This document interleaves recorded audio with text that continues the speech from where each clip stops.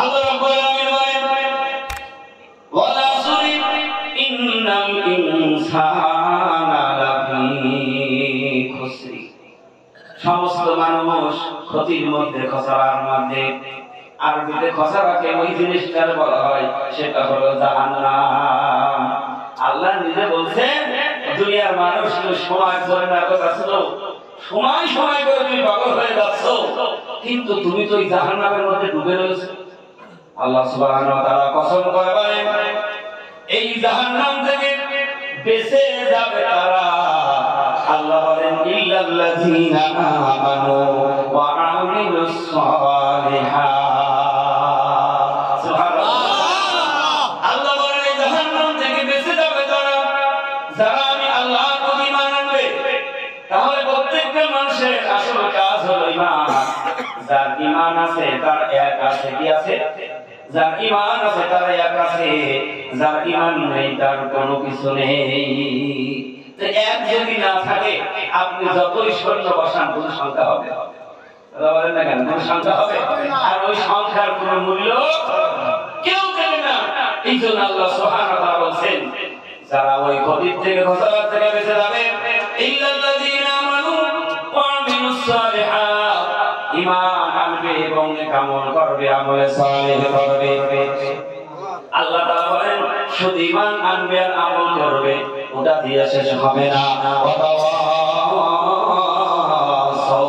বিল হক, নিজের হকের উপরে প্রতিষ্ঠিত হতে হবে এবং এই হক ও সত্যটাকে মানুষের কাছে পৌঁছাইয়ে দিতে হবে। আর এই সত্যকে প্রচার করতে গিয়ে তোমার বাধা আসবে, বাধা আসবে, তোমার গায়ে লাগবে, মন্দ আসবে, এমনকি ঘর বাড়ি ছেড়ে চলে যেতে হবে। আল্লাহর নবী বিশ্বনবী পৃথিবীর মধ্যে নিজের জন্য বাড়ি বানাবার জন্য চেষ্টা করে নাই, ঘর বানাবার চেষ্টা করে নাই, জমিদার হওয়ার জন্য চেষ্টা করে নাই। তার কাজ ছিল সত্যের দাওয়াত মানুষের কাছে পৌঁছে দেওয়া। আর এইটা পৌঁছানোর জন্যই আজকে অবিশ্বাসীরা তার পিছনে লেগে কেউ বলে জাদুকর, কেউ বলে গণ, কেউ বলে মিথ্যাবাদী, কেউ বলে সন্ত্রাসী। আজকে এই সমস্ত কর্ম দিয়ে এমনকি তার জেল পর্যন্ত খাটতে হয়েছিল। কথা ঠিক না? এই জন্য আল্লাহ সুবহানাহু ওয়া তাআলা বলেন এই সত্যকে প্রচার করতে গিয়ে বাধা আসবে, জুলুম নির্যাতন আসবে, তোমাকে কটু কথা বলবে, তোমাকে গাল দেবে। কিন্তু এই হক প্রতিষ্ঠা করতে গেলে যত বাধা, যত জুলুম নির্যাতন হোক না কেন, ধৈর্য সবর ইখতিয়ার করতে হবে। আল্লাহ বলেন এই গুণ যার মধ্যে থাকবে ওই ব্যক্তি ওই জাহান্নাম থেকে বেঁচে যাবে।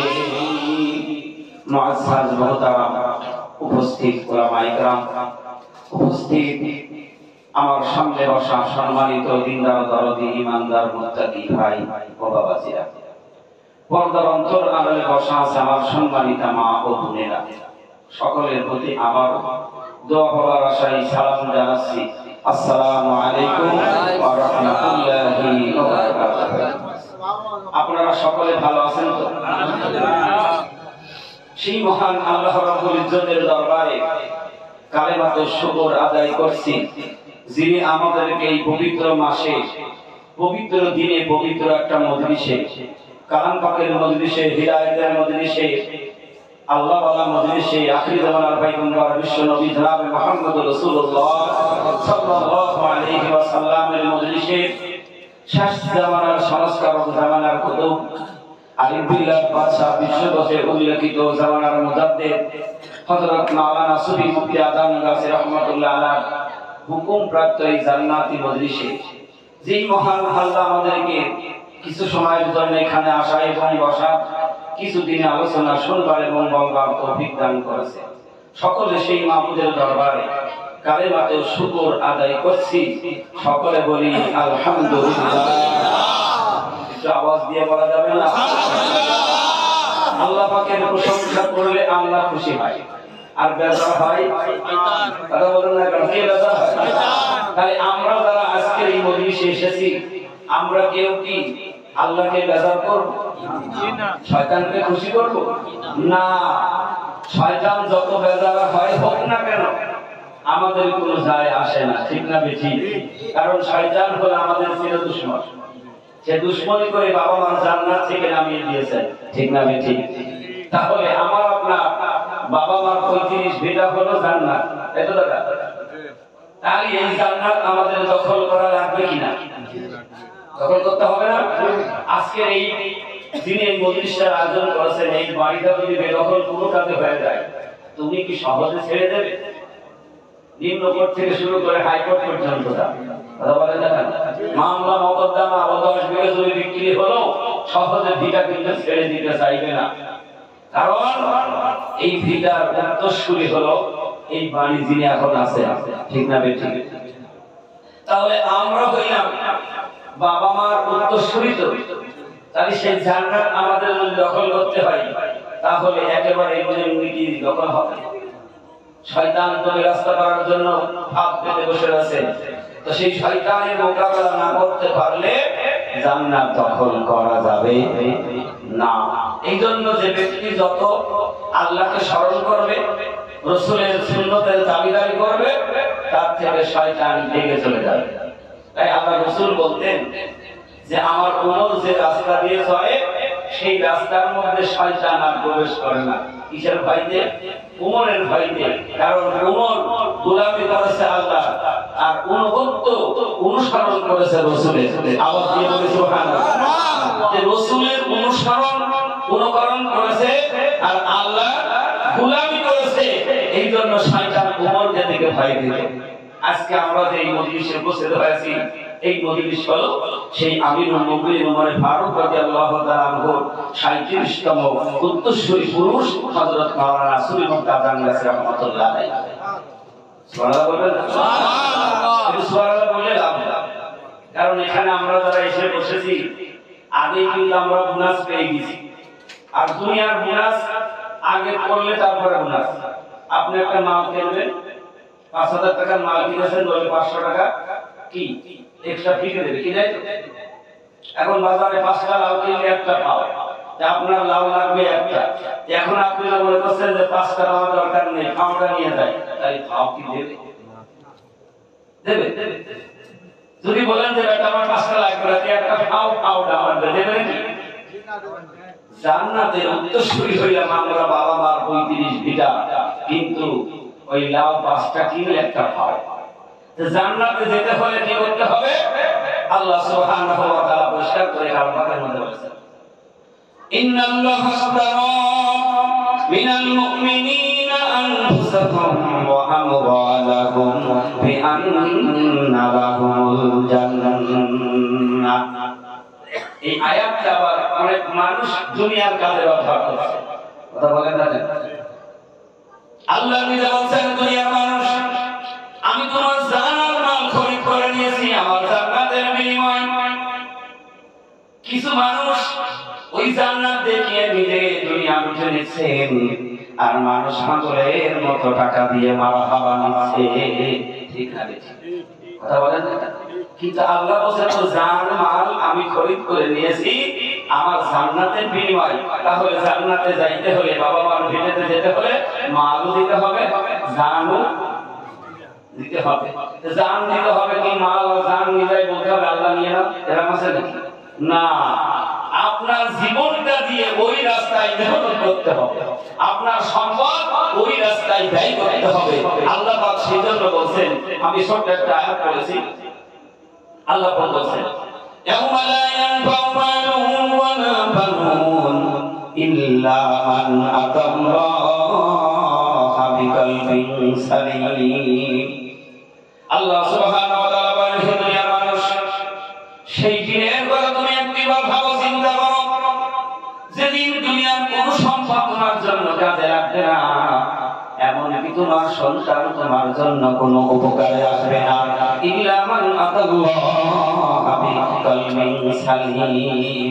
একটা বিশুদ্ধ আত্মা তৈরি করো, নেক আমল তৈরি করো, আমলে সালেহ করো, তবেই তুমি সেদিন ওই জান্নাতের মালিক হতে পারবে।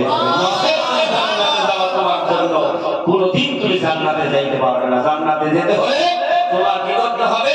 ওই দিনের কথা ভাবতে হবে এবং এই দুনিয়ার টাকা পয়সা ঘর বাড়ি থাকবে ওইটা চিন্তা ফিকির করতে হবে আমার ওই টাকা পয়সার মধ্যে ঘর বাড়ির মধ্যে যেন কোনো হারাম ঢুকে না যায় তাহলে কি হবে জীবনটা সব বরবাদ হয়ে যাবে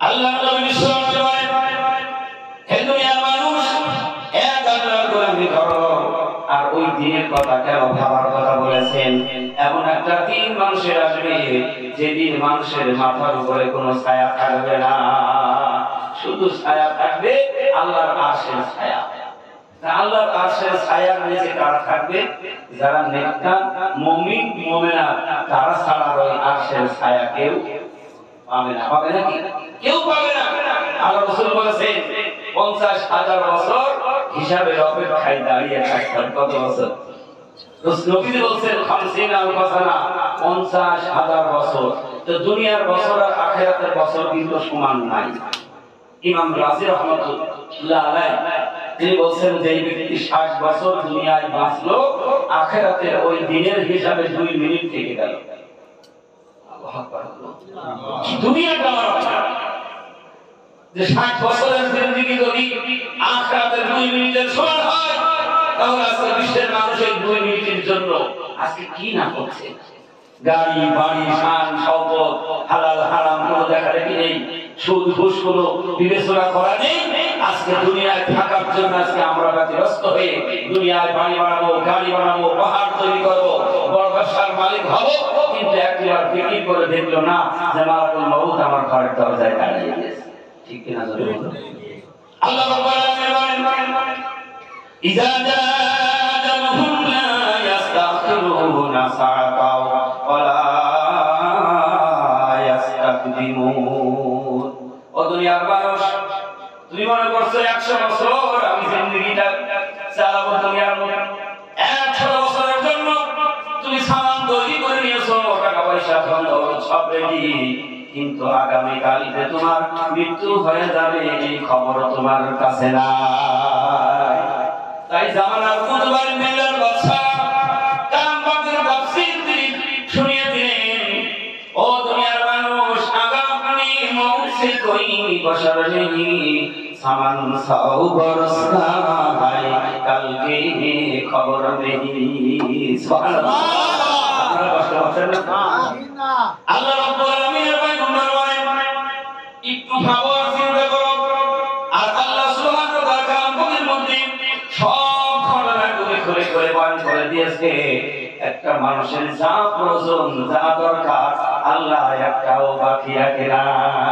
আল্লাহ সুবহানাহু ওয়া তাআলা এই 30 পারা কালামের মধ্যে সব কিছু খুলে খুলে বয়ান করেছেন আল্লাহ রাব্বুল আলামিন আর বলেন ওয়াল আসরি আসরের কসম সময়ের কসম আচ্ছা আল্লাহর কসমের দরকার আছে আল্লাহ কেন কসম করছেন আল্লাহ চাইতে বড় তো আর কেউ নেই আছে নাকি আচ্ছা বলুন আমরা কসম করলে কার নামে করি কোনো কিছু হলে আল্লাহর কসম খোদার কসম যে খোদা সেই আল্লাহ কিন্তু আল্লাহ চাইতে তো বড় কেউ নেই আল্লাহ কার নামে কসম করে কিন্তু আল্লাহ কেন কসম করলেন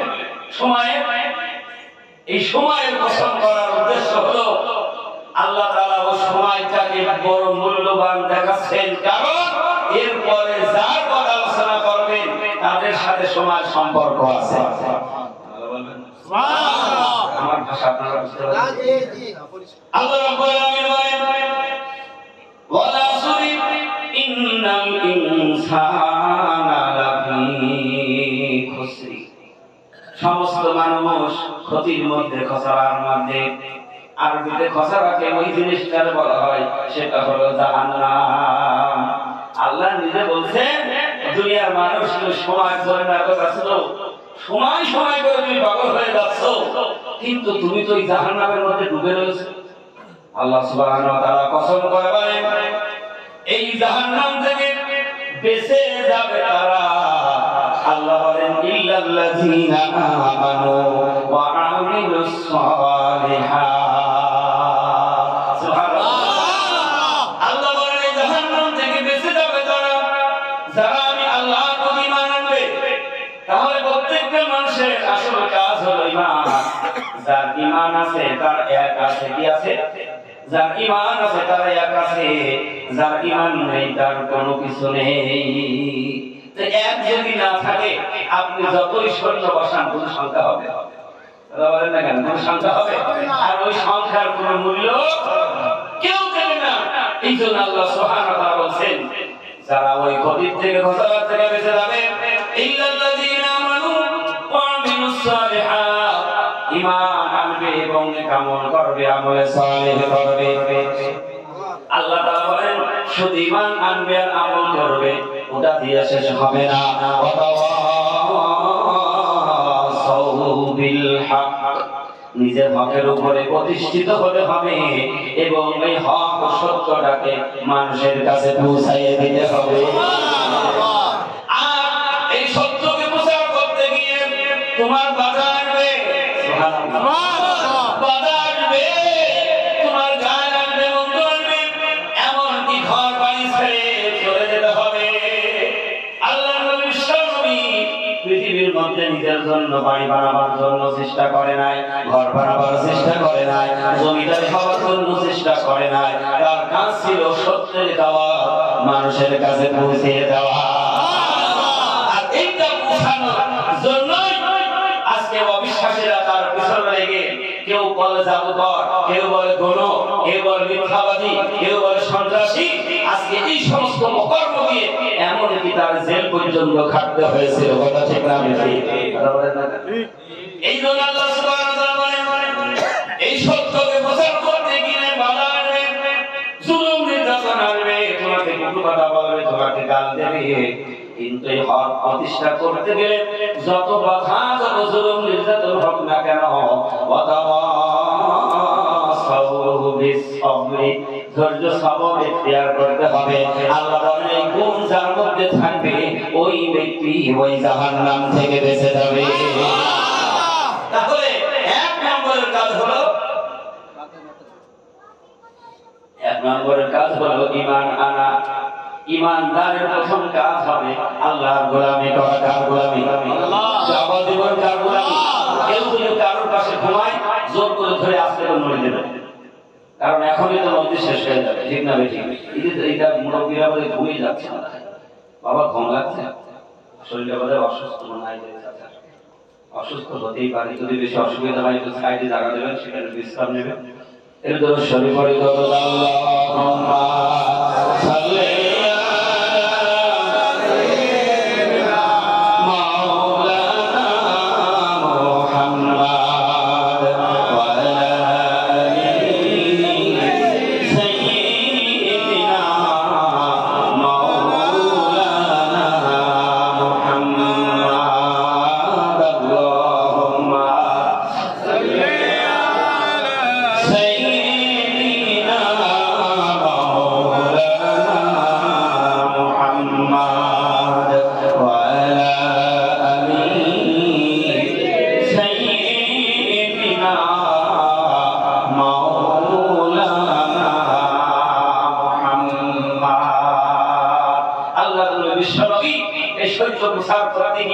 টাকা পাই নাই, ফুলের মালা পাই নাই, পেয়েছে নির্যাতন, জুলুম, অত্যাচার, নিপীড়ন।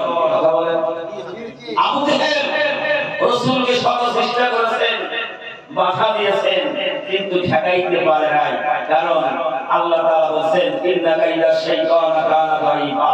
শয়তান যত চক্রান্ত করুক না কেন, শয়তানের চক্রান্ত আসলে দুর্বল। সুবহানাল্লাহ।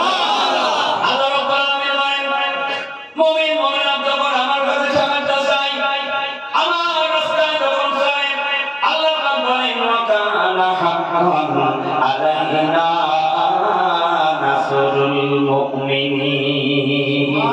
আমি আল্লাহ রাব্বুল আলামিন প্রত্যেকটা মুমিন মুমিনাতের জন্য সাহায্য করা আমি আল্লাহর পক্ষ থেকে ওয়াজিব হয়ে সুবহানাল্লাহ। মুমিনের কেমনে সাহায্য আছে?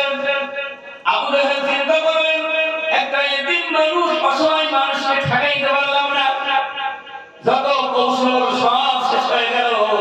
মনে মনে চিন্তা করলেন যে আমি তার বিচার করে ফয়সালা করে তার দুনিয়া থেকে বিদায় করে দেব। আবু জেহেল বিদেশ থেকে বিচারক ডাকলেন, আসো আমার দেশে। আমি তো রাষ্ট্র চালাইতে আর পারি, এখন আর মাসেরা নাই। কথা বলুন না কেন? সমাজ এখন আর মাসেরা নাই, দিতে না পারলে আর একটা রাষ্ট্রের সাহায্য চাই। আবু জাহেল বিদেশ থেকে মেহমান আনলেন দাওয়াত দিয়ে। এই মেহমানের নাম ছিল আব্দুল্লাহ ইবনে মুবারক। তিনি যখন মক্কাতে ঢুকলেন তখন তার সাথী প্রহরীদার হিসাবে 22,000 সৈন্য নিয়ে এসেছিলেন। কত হাজার? 22,000। একটা মানুষের প্রহরীদার হিসাবে 22,000 সেনাবাহিনী নিয়ে এসেছেন। তাই বড় নাম করা একজন বিচারক, কথা বলেন না, তাকে বোঝানো হয়েছে আমার ভাতিজা মুহাম্মদ সন্ত্রাসী, সে মানুষ হত্যা করে, মানুষের নির্যাতন করে, খরচা করে দেয়, সে মানুষের সাথে অত্যাচারিত করে, জুলুম নির্যাতন করে, একটা খারাপ মানুষ আসো বিচার করতে হবে, ঠেকাতে পারছে। যে মেহমান আসবে, আমার ঘটনা বলার উদ্দেশ্য নয় আল্লাহ কেমনে তার মুমিন বান্দার দুনিয়ার মধ্যে পুরস্কৃত করে, আর যে আল্লাহ এবং আল্লাহ রাসূলের দুশমনি করে সেই পৃথিবী থেকে লাঞ্ছিত বঞ্চিত হয়ে বিদায় নেয়। কথা ঠিক না ঠিক? আবু জাহেল দুইটা চেয়ার তৈরি করলেন। কয়টা? একটা চেয়ার স্বর্ণ খচিত আর আরেকটা চেয়ার রূপ খচিত। আবু জাহেল মনে মনে বানিয়েছেন এই স্বর্ণ খচিত চেয়ারে বিদেশি মেহমানকে বসাবো, আর আমি নিজে রূপ খচিত চেয়ারের মধ্যে বসে যাব, আর মুহাম্মদ আব্দুল্লাহর বেটা মুহাম্মদকে দাঁড় করিয়ে রেখে তার বিচার করব। আল্লাহ রাব্বুল আলামিন কালাম পাকের মধ্যে বলেন, কুলিল্লাহুম্মা মালিকাল মুলকি তুতিল মুলকা মান তাশাউ ওয়া তানজিউল মুলকা মিম্মান তাশাউ ওয়া তুইজ্জু মান তাশাউ ওয়া তুযিল্লু মান তাশাউ বিয়াদিকাল খায়র ইন্নাকা আলা কুল্লি শাইইন কাদির। আল্লাহ রাব্বুল আলামিন বলেন, আমি মৃত্যুকে জীবিত বানাইতে পারি, আবার আমি আল্লাহ সুবহানাহু ওয়া তাআলা জীবিত মৃত্যু কাটাইতে পারি। দুনিয়ার বেইজ্জতওয়ালাকে যার কার মানুষ দেয় না, আমি আল্লাহ তাআলা তাকে সম্মানিত করতে পারি। আর সিংহাসনে চেয়ারে যিনি বসে আছেন, আমি আল্লাহ ওই সিংহাসন থেকে নামায় ফকির বানিয়ে দিতে পারি। কবি সম্রাট আল্লামা ইকবাল সুন্দর করে বলেছেন, নদীর এই কুল ভাঙে ওই কুল গড়ে, এই তো ভবের খেলা, সকাল বেলার ধনীর দুই ফকির সন্ধ্যা বেলা। তুমি যত বড় ধনী দেখাও না কেন, আল্লাহ এক মুহূর্তের মধ্যে তোমার ফকির বানিয়ে দিতে পারে। তোমার ওই সিংহাসন আল্লাহ মুহূর্তের মধ্যে কেড়ে নিয়ে তোমারে দাঁড় করিয়ে দিতে পারে। আবু জাহেল খবর পাঠালেন, মুহাম্মদ আসো, তোমার সাথে বৈঠক হবে, তুমি আসো। আল্লাহ নবী বিশ্বনবী খবর পেয়ে রওনা করেছেন। আমিরুল মুমিনিন ওমর ফারুক রাদিয়াল্লাহু তাআলা সামনে আলাদা হয়ে দাঁড়িয়ে গেলেন, ইয়া রাসূলুল্লাহ, আমি বললাম আপনি একা কই যাবেন? আরে ওমর, আবু জাহেল আমাকে ডেকেছে, আমাকে আসতে দাও। ওমর বলে, না, আমার মন ভালো করে না, আপনি সেখানে একা যাবেন না, আর যদি যাইতে হয় আপনি থাকেন, আমি যাব। আমি আবু জাহেলকে উচিত শিক্ষা দিয়া দেব। আল্লাহ রাসূল বললেন, না না, আল্লাহ সুবহানাহু ওয়া তাআলা আমি নবীকে বলে দিয়েছেন, হে রাসূল, আমি তোমার দারোগা করে পৃথিবীতে পাঠাই না, আমি তোমাকে হিকমতপূর্ণ জ্ঞান দিয়েছি। আল্লাহ তাআলা অন্য জায়গায় বলেন, কামা আরসালনা ফীকুম রাসূলাম মিনকুম ইয়াতলু আলাইকুম আয়াতিনা ওয়া ইউযাক্কিকুম ওয়া ইউআল্লিমুকুমুল কিতাবা ওয়াল হিকমা। আল্লাহ রাব্বুল আলামিন বলেন, আমি তোমাদের মাঝে এমন একজন রাসূল প্রেরণ করেছি যার মধ্যে আমি হিকমতপূর্ণ জ্ঞান দিয়ে দিয়েছি, এমন নূর আমি আল্লাহ দিয়েছি যেটা দিয়ে দুনিয়ার মানুষদেরকে আমার নবী বিশ্ব নবী তাদেরকে পবিত্র বানাবে, এবং তাদের দুনিয়ার মধ্যে তাদের কাছরা ময়লা করে সাফ করে দিয়ে একটা সুন্দর মানুষ তৈরি করার জন্য আমি রাসূলের কাছে হিকমতপূর্ণ জ্ঞান দিয়েছি। আল্লাহ স্বয়ং থেকে বলেছেন, হে নবী, আমি তোমার দুনিয়ার মধ্যে দারোগা করে পাঠাই নাই। আল্লাহ শুনিয়ে দিলেন, বলো সাবিল রাব্বিকা বিল হিকমাতি ওয়াল মাউইজাতিল হাসানা। হে রাসূল, আমি তোমাকে হিকমতপূর্ণ জ্ঞান দিয়েছি, যুক্তি দিয়ে, পরামর্শ দিয়ে, সুন্দর সুন্দর কথা বলে আমার কোরআনের বাণী তুমি প্রচার করবে, আর হিদায়াত করিয়ে দেওয়ার মালিক হইলাম আমি আল্লাহ। সুবহানাল্লাহ। আর এই হিদায়াত আমি আল্লাহ যাকে করব, সারা পৃথিবীর মানুষ তার পিছনে লেগে হিদায়াত বন্ধ করাইতে পারবে না। আর আমার কালাম পাক যদি কেউ নিভিয়ে দেওয়ার চেষ্টা করে, সারা পৃথিবীর মানুষ একত্রিত হয়েও আমার কালামে ফুল দিয়ে নিভানো সম্ভব হবে না, হবে না, হবে না। আল্লাহ পাক সে গ্যারান্টি দিয়েছেন। সুবহানাল্লাহ। আমি আগে বলেছি আল্লাহ এমন কোনো কথা বাকি রাখে নাই যা কোরআনের মধ্যে আল্লাহ বয়ান করেনি। আল্লাহ রাব্বুল আলামিন বলেন, ইউরিদুনা লিয়ুতফিউ নূরাল্লাহি বিআফওয়াহিহিম আল্লাহু মুতিম্মু নূরিহি ওয়ালাউ কারিহাল কাফিরুন।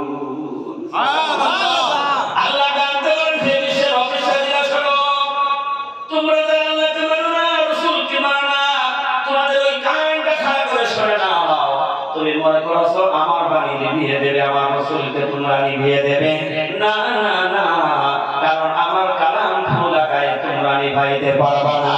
কারণ একটা, তোমরা যদি মনে করো সারা পৃথিবীর মানুষ যদি একত্রিত হয়ে ওই একটা ইলেকট্রিক বাতিতে যদি খোলা গায়ে ভালো যাবে না, এটা বলেন না কেন?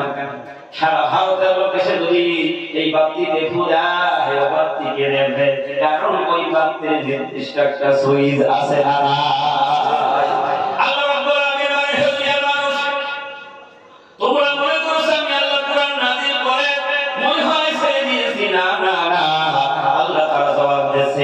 ইন্না নাহনু নাযালনাল যিকরা ওয়া ইন্না লাহু লাহাফিজুন।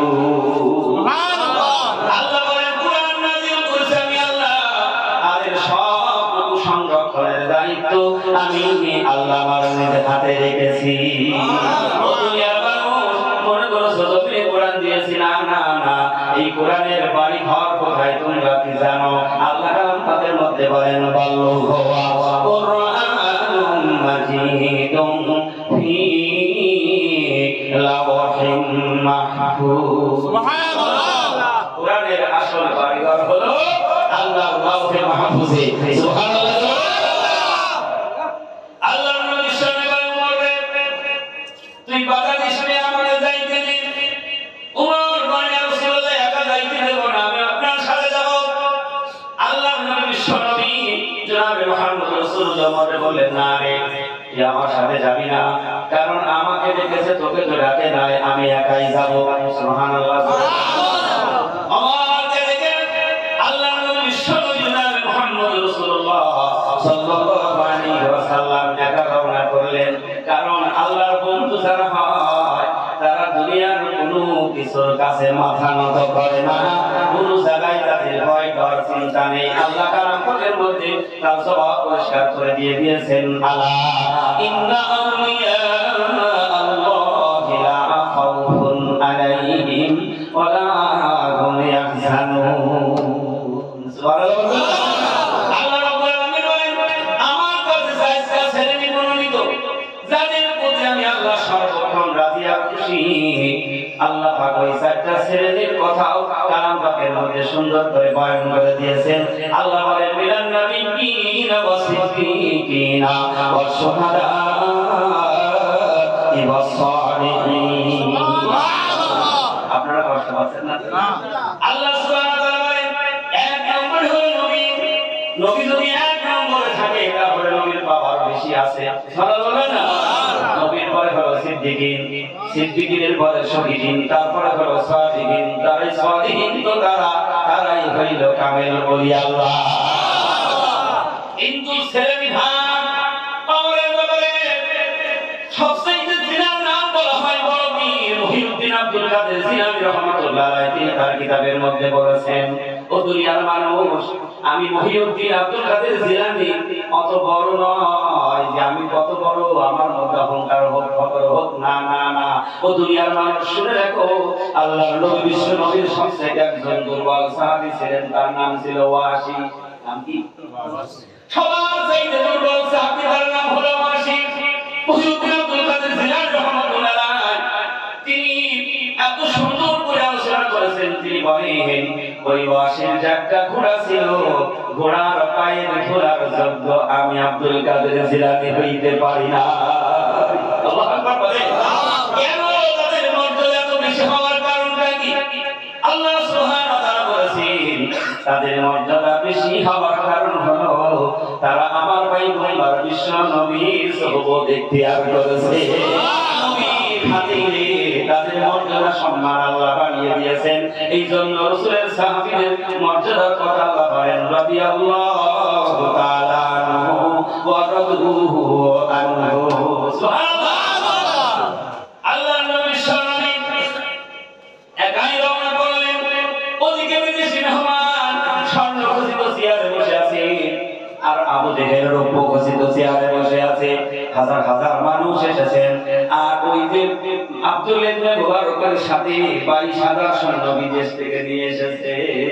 কত হাজার! আল্লাহর নবী বিশ্বনবী একা হেঁটে চলে যাচ্ছেন। দুইজন দুই চেয়ার, এক চেয়ার আবু জেহেল, এক চেয়ার আব্দুল্লাহ ইবনে মুবারক। কিন্তু শুধু আনাগোনা করছে ওই কাছে, এখানে তো আর বসার কোনো ব্যবস্থা নেই। আব্দুল্লাহ বেলা মুহাম্মদ আসবে, তার জন্য বসার তো কোনো ব্যবস্থা করা হয়নি।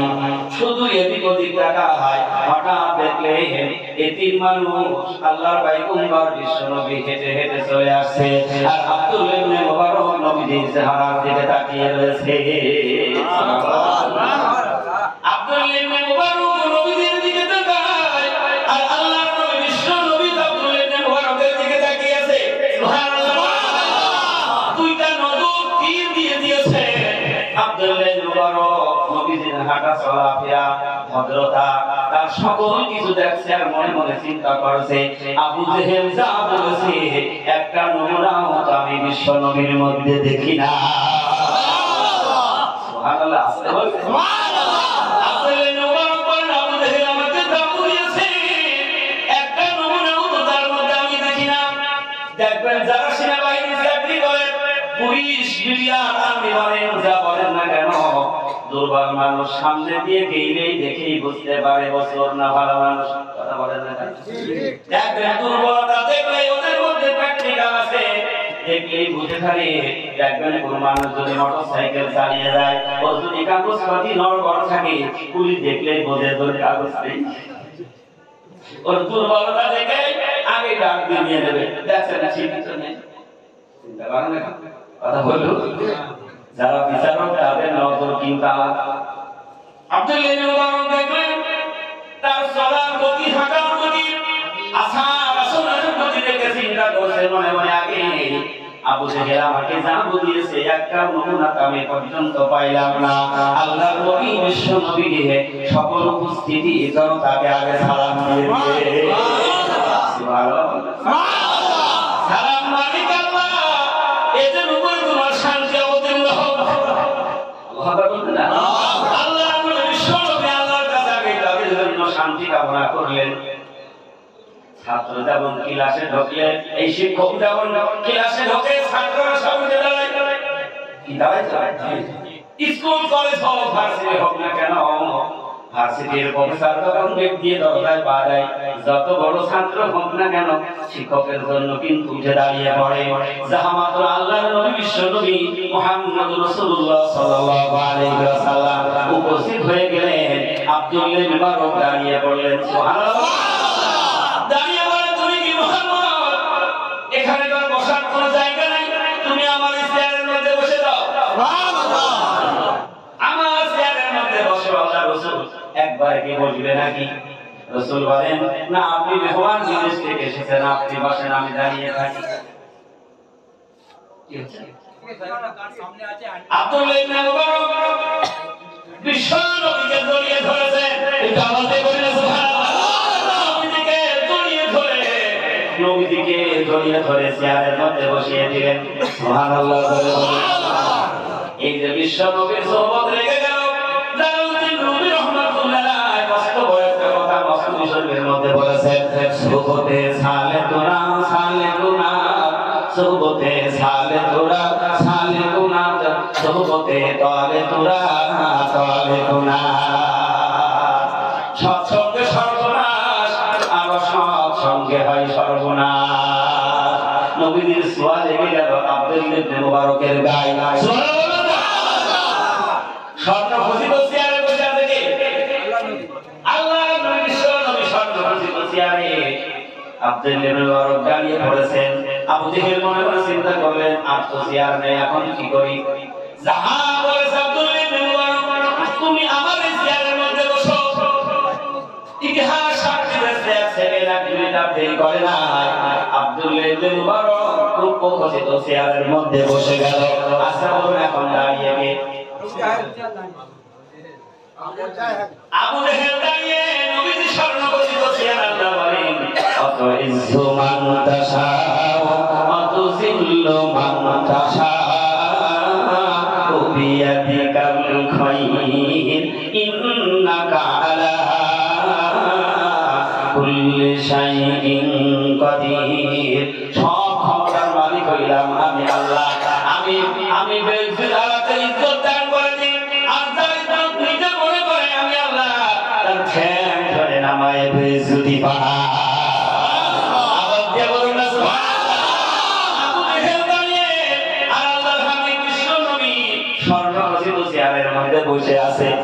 এবার আবু জেহেল বলছে, আব্দুল্লাহ ইবনে মুবারক, তাহলে তুমি বিচার শুরু কর। বলে, বিচার কিসের করব? সুবহানাল্লাহ বলবেন না? বলে, আমি কিসের বিচার করব বলো? বলে, আমার প্রশ্ন হলো, উত্তর দিতে হবে। বলে, প্রশ্নটা কি? যেই ব্যক্তি নবী দাবি করছে, সে যে নবী দাবি করে, আখির নবী, সে বিশ্ব নবী দাবি করেছে। আমি প্রশ্ন করব, যদি উত্তর দিতে পারে আর যদি দেখাইতে পারে, আমি আবু জেহেল বলবো সে সত্যবাদী। আর যদি না দেখাইতে পারে, বিচার করে আপনার যাইতে হবে। আল্লাহু আকবার। যদি উত্তর না দিতে পারে, বিচার করে দিতে হবে। বলে, তোমার প্রশ্ন কি বলো? আবু জেহেল বলে, বিদেশি মেহমানকে বলছে, সে যদি সত্যি নবী হয়, আকাশের চন্দ্রখানা দ্বিখণ্ডিত করে দেখাতে হবে। আব্দুল্লাহ ইবনে মুবারক বলেন, আবার কেরাম কথা, এটা কোনো প্রশ্ন হয় নাকি? মানুষ জমিনে আর চন্দ্র হলো 30 কোটি 9 লক্ষ মাইল দূরে, কেমন করে দ্বিখণ্ডিত করে দেবে? আবু জেহেল বলেন, না, প্রশ্ন এটা আমার। সে যদি সত্যি নবী হয়, তাহলে আমি এটা দেখবো। আর যদি সে নবী না হয়, তার দ্বারা কোনো সম্ভব হবে না। আল্লাহ বলেন, আমার ভাই গুম্বারকে আমি পৃথিবীতে পাঠিয়েছি, আর আমার ভাই গুম্বার বিপদে পড়ে যাবে, আমি আল্লাহ আরশে বসে তামাশা দেখবো, তা কখনো হইতে পারে না। কি নবী কত পাওয়ার আল্লাহ দিয়েছেন। আল্লাহ বলেন, নবী আমার মুহাম্মদ আমার সাথে জড়িত, তোমায় পয়দা না করিলে আসমান জমিন না হইত। আল্লাহর নবী কার সাথে জড়িত? পৃথিবীর মানুষ এখনো বুঝতে পারে নাই নবী কোন নবী। বাবা আদম আলাইহিস সালামকে জান্নাত থেকে যখন নামিয়ে দেওয়া হলো, তখন নিজের ভুল বুঝতে পেরে নিজের নফসের প্রতি নিজেই অত্যাচারিত, তাই তিনি হাত তুলে আল্লাহর কাছে কাঁদতেন, রব্বানা যালামনা আনফুসানা ওয়া ইল্লাম তাগফির লানা ওয়া তারহামনা লানাকুনান্না মিনাল খাসিরিন। আদম আলাইহিস সালাম সব ছেড়ে দিয়ে শুধু এই দোয়া করতেন কার কাছে? আল্লাহ। কোন দোয়া কবুল হচ্ছে না, দোয়া কবুল হয় না, নিরাশ হয়ে গেছে। হঠাৎ যেদিন দোয়া কবুল হয়ে গেল, আদম ডাক দেয়, তুমি আমাকে আদম বানিয়ে জাহান্নাম দেখিয়েছো, জান্নাত দেখিয়েছো, নাজ নিয়ামত সব দেখায়েছো, তোমার আরশে আজিম দেখেছি, কিন্তু ব্যাপার হলো তোমার আরশে আজিমের সামনে একটা নাম লেখা আছে। সুবহানাল্লাহ, সুবহানাল্লাহ। একটা নাম লেখা আছে, যেই নামটা তোমার সাথে জড়িত না। আয় আল্লাহ, নিশ্চয় সবচেয়ে তোমার মনোনীত নাম। আল্লাহ, ওই নামের ওসিলায় তুমি আমারে maaf করে দাও।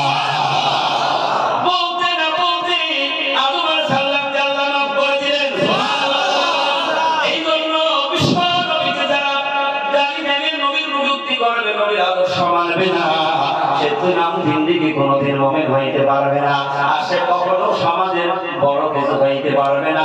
ওই ব্যক্তি রাসূলকে না মানলে লাঞ্ছিত আর বঞ্চিত অপমানিত হয়ে দুনিয়া থেকে যাবে আর সারা জীবন ইন্নাল ইনসানা লাফি খুসরি ওই মানুষ ওই ক্ষতি খসারত থেকে বাঁচতে পারবে না। কারণ তার মধ্যে ঈমান থাকলে রাসূলকে আগে মানতে হবে, ঠিক না বেশি? আবু জাহেল বলে হ্যাঁ এটা আমার দোস্ত। আব্দুল্লাহ চিন্তা করলেন তার মান তার ভিতর থেকে আসছে না, এই অস্বাভাবিক কথাটা আমি কেমনে বলি। তারপর চিন্তা করে আমি যেহেতু আজকের বিচারক, যদি না বলে আমি ফিরে যাই তাহলে তা আমি অপমানিত হব। এটা কি তুমি পারবে নাকি? আল্লাহ বিশ্বাস করে আমার আল্লাহ যদি করে দেয় সম্ভব, এটা কোনো ব্যাপারই হবে না। কারণ আমার আল্লাহর কাছে এমন কিছু নাই যে আমার আল্লাহ পারে না। আল্লাহ পয়গম্বর বিশ্ব নবী ইশারা করলেন, চাঁদ মাঝখান থেকে ভাগ হয়ে গেল। মাঝখান থেকে ভাগ হয়ে দুই দিকে ভূমিকম্পের মতো থরথর করে কাঁপছে। সুবহানাল্লাহ। আল্লাহ বিশ্ব নবী জমিন থেকে ডাক দিয়ে বলেন, আমার আল্লাহ সত্য প্রকাশের জন্য আজকে আমি তোর দ্বিখণ্ডিত হতে বলেছি। তোর কিসের ভয় যে তোর ভূমিকম্প তৈরি হয়ে গিয়েছে? এত কাঁদিস কেন? আর এত থরথর করে কাঁপছিস, তার কারণটা কি? আল্লাহ সুবহানাহু ওয়া তাআলা ওই দিন চাঁদের জবানটা খুলে দিলেন। আল্লাহ চাঁদের জবান খুলে দিয়েছেন। চাঁদ ডাকতে বলেন, তুমি আল্লাহর নবী, বিশ্ব নবী, তোমাকে যদি আমার আল্লাহ না বানাইতো আমি চাঁদ সৃষ্টি হইতাম না। চন্দ্র সূর্য নবীকে চিনল, আসমান জমিন রাসূলকে চিনল, বনের জঙ্গলের পশু পাখি রাসূলকে চিনল, শুধু চিনল না হলো মানুষ। ঠিক না? শুধু চিনল না মানুষ। চাঁদ বলেন, ইয়া রাসূলুল্লাহ, আপনার জন্য আমি তো কাঁপি না, আমি এই জন্য কাঁপতেছি কারণ হুকুম করেছেন আপনি, সময় মতো হুকুমটা আমি মানতে পারছি কিনা সেই জন্য আমার ভয়তে কম্পন তৈরি হয়ে গেছে। যদি সময় মতো আমি আপনার হুকুম না মানি, আল্লাহর কাছে আমার জবাব দিতে হবে। সুবহানাল্লাহ। জাহান্নাত বিভাগ হয়ে গেল। আব্দুল্লাহ ইবনে ডাক দিল, আবু জাহেল দেখো তো। আবু জাহেল নামে সাথে সাথে বললেন, বুঝেছি আব্দুল্লাহর দেখা হইল জাদুকর। জাদুকর তা না হলে এত দূর চাঁদ কেমনে হাট করল? কারণ হিদায়াত আল্লাহর পক্ষ থেকে আসে, আল্লাহ যাকে হিদায়াত দেবে কেউ ঠকাইতে পারবে না। এই অবস্থা থেকে আব্দুল্লাহ ইবনে বলেন, না হতে পারে না, জমিনে দাঁড়িয়ে কোন মানুষ চাঁদ ভাগ করে দিতে পারে না। নিশ্চয় তোরাতে পড়েছি, জব্বরে পড়েছি, আল্লাহ শেষ জামানায় একজন মহামানব পাঠাবে, তার নাম হবে মুহাম্মদ। সুবহানাল্লাহ। তার নাম হবে আহমদ। বুঝতে পেরেছি আবু জেহেল রে, আমি তোমার সামনে দাঁড়িয়ে আমি নবী মুহাম্মদের উপর ঈমান আনলাম। আমি কালেমা গ্রহণ করে নিলাম। আল্লাহর নবী বিশ্ব নবী আব্দুল্লাহ ইবনে মুবারক কালেমা তেলাওয়াত করাইতেছেন, আশহাদু আল্লা ইল্লাল্লাহু ওয়াহদাহু লা শারীকা লাহু ওয়া আশহাদু আন্না মুহাম্মাদান আবদুহু ওয়া রাসূলুহু। জাহামাত আব্দুল্লাহ ইবনে মুবারক কালেমা পড়ে ফেললেন, সাথে সাথে 22,000 সৈন্য সবাই একসাথে সব কালেমা গ্রহণ করে সবাই ইসলাম কবুল করে মক্কা থেকে ফিরে গেল। কিন্তু রাসূল কাউকে কোনদিন ধমক দিয়েছে নাকি? না না না, আল্লাহ বলেন ওয়াতাওয়াসাউ বিল হাক্কি, আমার বান্দা যারা হকের উপরে থাকবে, হকের বিচার করবে, বাধা বিপত্তি আসবে, জুলুম নির্যাতন আসবে, যদি সে আমার ঈমানওয়ালা হয়, মুত্তাকি হয়, হকের উপরে কোন সত্যবাদী হয়, ওয়াতাওয়াসাউ বিস সাবরি, সব সময় সবর ইখতিয়ার করবে, ধৈর্য ধারণ করবে, আর ওই ধৈর্যশীল বান্দা আমার কাছে মনোনীত বান্দা। এই জন্য জামানার মুজাদ্দিদ হযরত মাওলানা সুফি মুজাদ্দিদ রাহমাতুল্লাহ আলাইহি এমন একটা দরবার প্রতিষ্ঠা করেছেন, সেই দরবারের মূল নীতি হলো কোরআনুল কারীম। সুবহানাল্লাহ। তিনি 5টা হাদিস থেকে 5টা কালেমা আমল করার জন্য দিয়েছেন। প্রথম কালেমা হলো কালেমা শাহাদাত। আল্লাহ রাসূল বলেছেন, যে ব্যক্তি ওই ব্যক্তির 80 বছরের কুফরি গুনাহ আমার আল্লাহ মাফ করে দেন। গুনার বোঝা নিয়ে রাসূলের দরবারে সাহাবায়ে কেরাম এসেছে, আর আল্লাহ রাসূল বলেছেন তুমি খালিস তওবা করো, কালিমা শাহাদাতটা পাঠ করে নাও, আমার আল্লাহ সুবহানাহু ওয়া তাআলা তোমার জিন্দেগীর গুনাহ মাফ করে দেবে। রাসূল বলেছেন ওই ব্যক্তি তওবা করার পরে ফিরে আসার পরে যদি জিন্দেগীতে ওই গুনাহ আর না করে, আল্লাহ সুবহানাহু ওয়া তাআলা বলেন তার আমলনামায় যত গুনাহ লেখা হয়েছিল ওই গুনার খাতাটা মুছে দিয়ে ওই খাতাটা আল্লাহ নেকি বানিয়ে দেয়। এইজন্য 1,40,000 পয়গম্বর পৃথিবীতে এসেছিলেন, তারা এই সত্যকে প্রচার করেছেন। সুবহানাল্লাহ বলবেন না? আর সত্যকে প্রচার করতে গিয়ে তারা দুনিয়া কোনোদিন হাসিল করে নাই, করেছে না? বলতে পারবেন একজন পয়গম্বর সেই সত্য প্রচার করতে গিয়ে দুনিয়া কামাই করেছে? আখির জামানার পয়গম্বর বিশ্ব নবী মুহাম্মদ রাসূলুল্লাহ সাল্লাল্লাহু আলাইহি ওয়াসাল্লাম পেট মোবারকে পাথর বেঁধেছেন। ইতিহাস আপনারা জানেন, পেটে পাথর বেঁধেছেন, খানা হয়নি, রোজা রেখেছেন, তবুতের কাছে বলেন আমার খাবার দাও। কি মায়ার নবী বিশ্ববিদ্যালয়ে বলে আল্লাহ রাব্বুল আলামিন সর্বক্ষণ তার উপরে রাজি খুশি। সেই নবীর দুনিয়ার মধ্যে আল্লাহ কত মুজিজার অধিকারী করে দিয়েছিল, কিন্তু তারপরও হতভাগা আবু জেহেল কালেমা গ্রহণ করতে পারে না। ঠিক না বেশি? কি পয়গম্বর আল্লাহ বলেন আমার পয়গম্বর দুনিয়া থেকে বিদায় নেবে। পয়গম্বরদের পরে আল্লাহ কোরআনের মধ্যে বলেছেন মিনান নাবিয়িনা ওয়া সিদ্দিকিন, সিদ্দিকিনরা তারা দিন প্রচার করবে, তারা চলে যাবে শহীদিনরা হাল ধরবে প্রচার করবে, তারা বিদায় নিয়ে চলে যাবে। জামানায় যারা থাকবে অকুলু মা সাদিকিন, তারা হলো কামিল ওলিয়া আল্লাহ।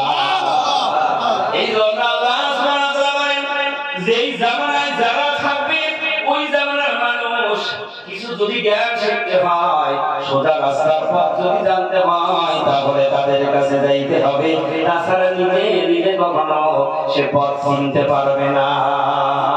সুবহানাল্লাহ। কখনো পথ চিনা যাবে না, যাবে নাকি? কারণ একজন পথ প্রদর্শক লাগবে, কারণ তার প্রমাণ বিশ্ব নবী আসার আগে প্রমাণ হয়ে গিয়েছে। দুনিয়া থেকে বিদায় নিলেন, বিদায় নেওয়ার পরে ওই সমাজটা একেবারে অন্ধকারের মধ্যে ডুবে গেল। যে সমাজটাকে বলা হতো জাহেলিয়াতের যুগ। 570 বছর পথ দেখানোওয়ালা, সত্য প্রচার করানোওয়ালা এই পৃথিবীর জমিনে আর ছিল না। না থাকার কারণে ওই যুগটাকে বলা হতো জাহেলিয়াতের যুগ। সেই যুগের মানুষ ভালো মন্দ বুঝার কোনো জ্ঞান তাদের ছিল না, কিন্তু মানুষ তো ছিল। ছিল কি ছিল না? কারণ মানুষ আর পশুর আচরণের মধ্যে কোনো পার্থক্য ছিল না। মানুষ দিবালোকে জিনা ব্যবসায় লিপ্ত হতো, সন্ত্রাসী, চাঁদাবাজি, খুন-তরাজ, হাহাকার, নৈরাজ্যের মধ্যে মানুষ ছিল। বিশ্বনবী মুহাম্মদ রাসূলুল্লাহ সাল্লাল্লাহু আলাইহি ওয়াসাল্লাম এসে এই দ্বীন প্রচার করলে আর এই মানুষদেরকে একটা সত্য মানুষ তৈরি করে দিলেন, যেই মানুষগুলি বিশ্বের শ্রেষ্ঠ মানুষ হয়ে গেল। এইজন্য দ্বীন পেতে হলে, সোজা রাস্তা চিনতে হলে, নিজেকে আত্মশুদ্ধি জ্ঞান অর্জন করতে হলে যার কাছে জ্ঞান আছে তার কাছে যাইতে হবে। এই হুকুমটা আল্লাহ বলেন না, পুরো পীরের হুকুম নয়, আল্লাহ স্বয়ং হুকুম করছে। আল্লাহ রাব্বুল আলামিন বলেন আইয়ুহাল্লাযীনা আমানু তাকুল্লাহা ওয়া কুনু মা'আস সাদিকিন। তুমি যদি না মানো কোরআনের আয়াত তুলে দাও, পারবা না, পারবা না। 1000 বছর পার হয়ে গেল, একটা নুকতার পরিবর্তন এখনো পর্যন্ত কেউ করতে পারে না। কারণ আল্লাহ নিজে বলেছেন আমি আমার কোরআন নাযিল করেছি, এই কোরআনের মধ্যে ভুল তো দূরে থাক, কোনো সন্দেহ নাই। জালিকাল কিতাবু লা রাইবা ফীহি হুদাল লিল মুত্তাকিন, মুত্তাকি খোদা পেলে পরহেজগারের জন্য এই কিতাবের মধ্যে কোনো সন্দেহ নাই। সুবহানাল্লাহ। সুবহানাল্লাহ। এই কোরআনের কাছে আসলে সকল সমাধান পাওয়া যাবে। কথা বলেন না কি ঠিক কিনা বলেন? আপনি কোরআনের কাছে আসবেন, আপনার জিন্দেগির ভুল ধরা পড়বে, কোরআনের ভুল ধরতে পারবেন না। তাই কবি সম্রাট আল্লামা ইকবাল বলেছেন সমাধান চাও যদি জীবনে মরণে, ফিরে চাও খুঁজে নাও চোখ রাখো কোরআনে। সমাধান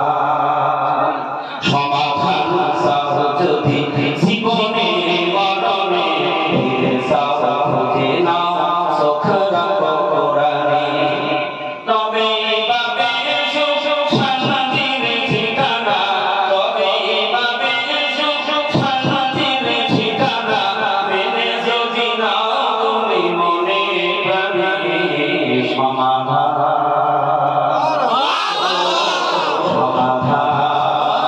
সমাধান যদি জীবনে মরণে ফিরে যাও না সফরা কোরআন এসে আল্লাহ চির মুক্তির ডাকা এসে মহাবাণী খোদার ডাকা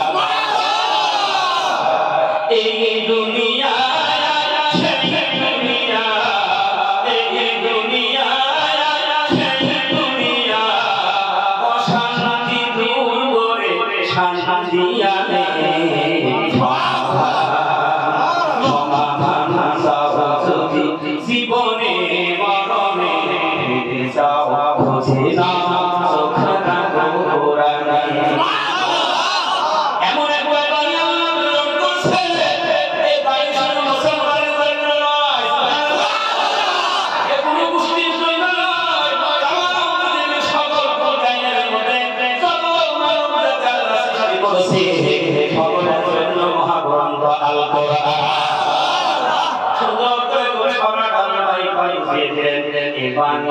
সকলে নয় শুধু মুমিনের যাবাই চলবে মেনে ভালোবাসে কোরআনে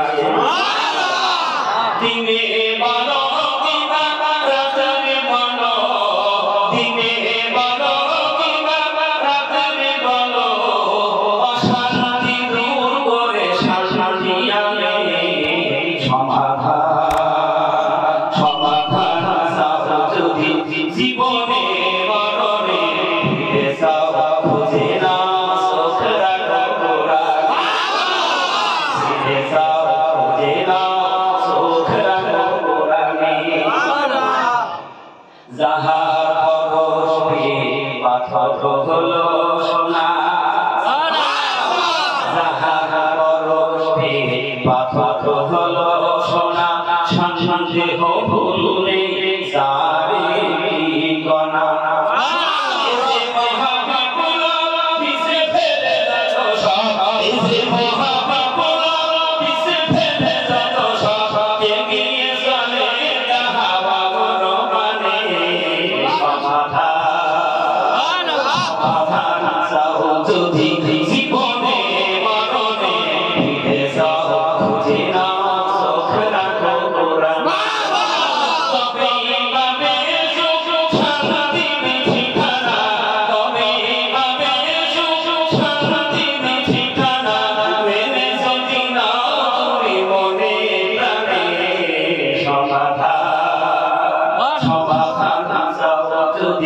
জীবনে মরণে ফিরে যাও বুঝে না সখরা কোরআন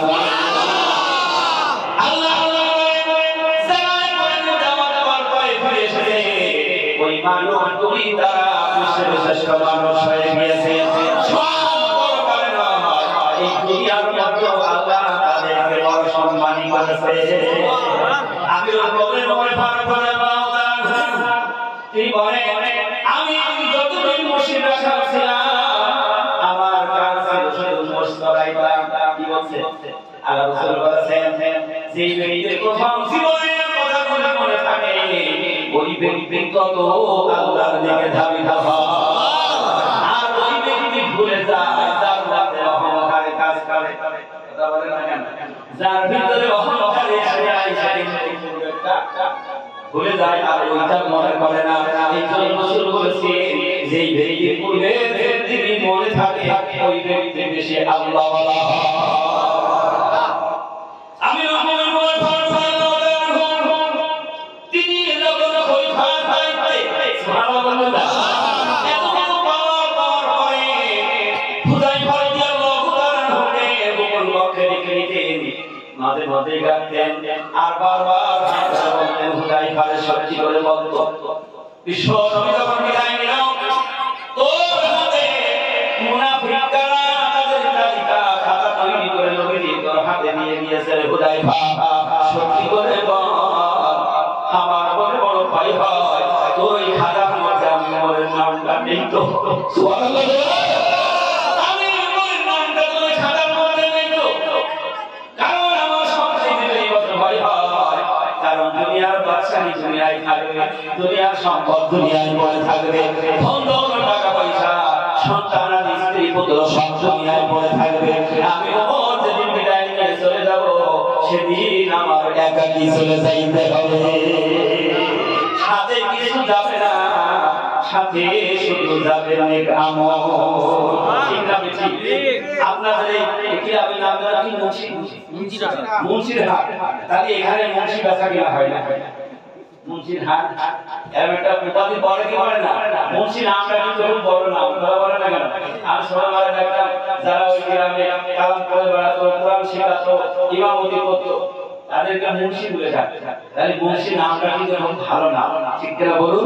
একজন নামাজি মানুষ সঙ্গী জামাত যদি থাকে বলে ওই মুন্সি, অথবা কখনো বলে মুসল্লি। মুসল্লি মুন্সি একই শব্দ থেকে আসছে, কিন্তু মুসল্লি অনেক সময় অনেকে আবার টিটকিরি করে বলে মুসল্লি। বন্ধু বান্ধব সমাজে কিন্তু একজন ও কাতারেও নেই, নামাজ পড়ে আমরা মুসল্লি এসে যা খাবার, তার মানে ও শাস্ত্রে ওই মুসল্লির কথাটা বলছে মানে টিটকিরি, মানে টিটকিরি বলে আমার ভাষা এখন তো আমার তো ভয় হতেই পারে, কারণ ইংলিশ প্রফেসর যদি ইংলিশে গালি দেয়, যারা ইংলিশ না জানে তারা মনে করবে মনে হয় স্বাগত ওয়েলকাম দিচ্ছে, ঠিক না বলুন?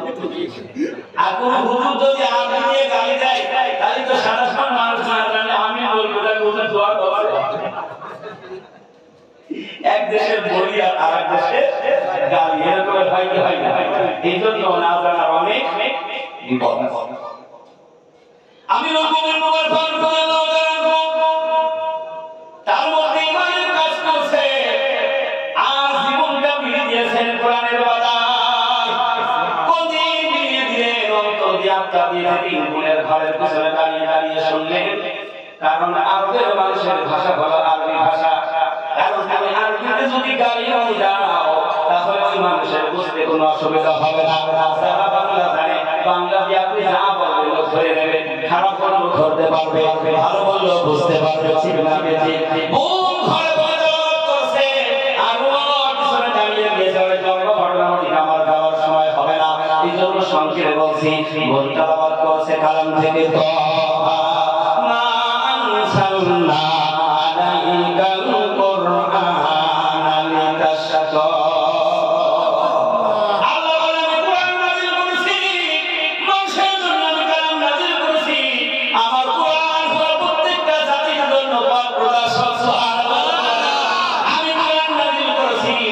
সংশোধন করার জন্য, মানুষের বোঝার জন্য, যারা এই কোরআনের কাছে আসবে ওই মানুষের জিন্দেগি সব পরিবর্তন হয়ে যাবে। চিন্তা করলো কেমনে পরিবর্তন হয়? আমি তো একটা মসজিদ রাখা মসজিদ রাখা